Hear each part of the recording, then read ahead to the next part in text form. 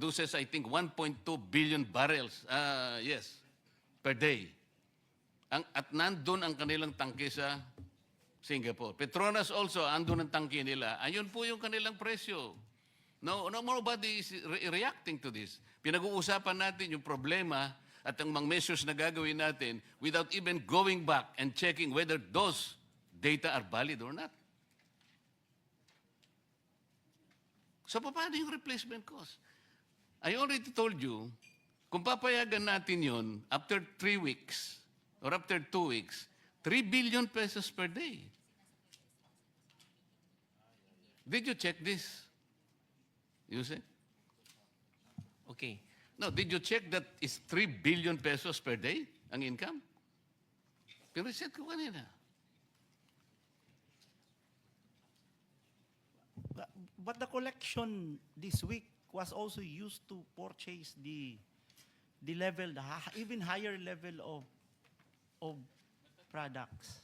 Kinuha mo na kagad kasi dapat sana there should be a point where the replacement cost should begin. Saan ba magsisimula? The inventory should end where the replacement cost should begin. Ang nangyayari, ito nga, binil nyo na kagad ang taong bayan, 110 kagad, 2 weeks, nandun pa ang binenta ninyo, sarili nyong inventaryo. So, it is the public, it is the poor public. Ayan si Mr. Boss, ano ang pangalan mo? Si Mr. Balbuena kanina pa naglulupasay. So, Mr. Chair, Mr. Chair. Mr. Chair, we're not saying that that is right in the business the way it's but now you are deregulated. not answering my question, the- Director. Sagutin mo muna.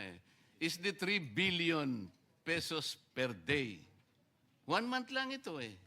So per day ito, 3 billion. Yes, Mr. Chair. If the perspective, because it's a matter of perspective, if the perspective is to ensure that the 7 days used up this week will be replaced by next week immediately, then the oil company has to collect that level of collection to be able to purchase the 7 days replacement. So we can always go back to the 45 to 50 days supply. But if the perspective, again, if the perspective is you want to use up the 53 before you replace it, and that is very dangerous, then I think we can exhaust the 53 at that lower price. But the problem is if they're gone and the collection is very low, you can no longer replace the 53 days. So it's really, that's how they're explaining also on Caltex was also explaining that in the same way. No, but we're not saying- you're proceeding from the wrong premise. Ang sinasabi ko mulat-mula pa, ang pinag-uusapan ninyo yung maps and indicators coming from the Argus. Okay? Yun ang basis ng replacement cost. Okay? Ito yung spot market ninyo, itong trading floor ninyo. Ang sinasabi ko, after 2 weeks pa lang, and considering na meron pa kayong 46 days and 53 days for diesel and gasoline respectively, kumulekta na ng 3 billion, kumita na ng 3 billion pesos per day, which was bankrolled by the people themselves. This is the irony. Ngayon, ano yung role ninyo in the period of emergency and national interest is involved already? Ba't ang pinag-uusapan pa natin replacement cost na kagad? Ito muna ang sagutin ninyo. Is it reasonable? Is this reasonable? In 2 weeks' time?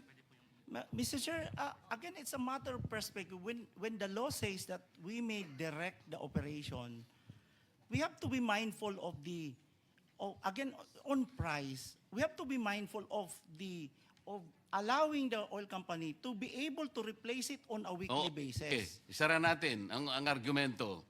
Did you check the oil companies? Kinuha nyo yung document? Kanino la binili? Makikita nyo ba kung magkano binili? Did you check that? Have you done that? Not in that Paano mo sasabihin ngayon? Katungkulan nyo ngayon, if you are screening, if you are monitoring, okay, sabihin na natin replacement cost. Halika kayo mga kaibigan. Pwede nyo bang dalhin yung inyong mga ICPO? Tingnan natin kung saan nyo binili.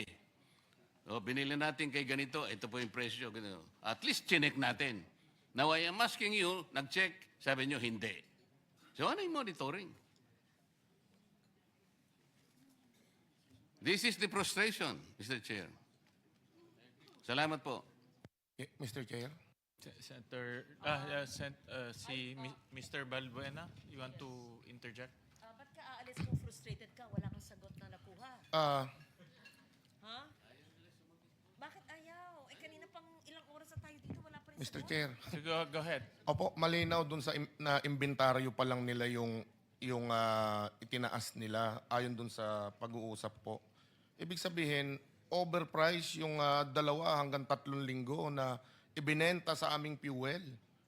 I-refund nila yung 100 to 120% na itinaas dito kung inventaryo pa yung ibinebenta.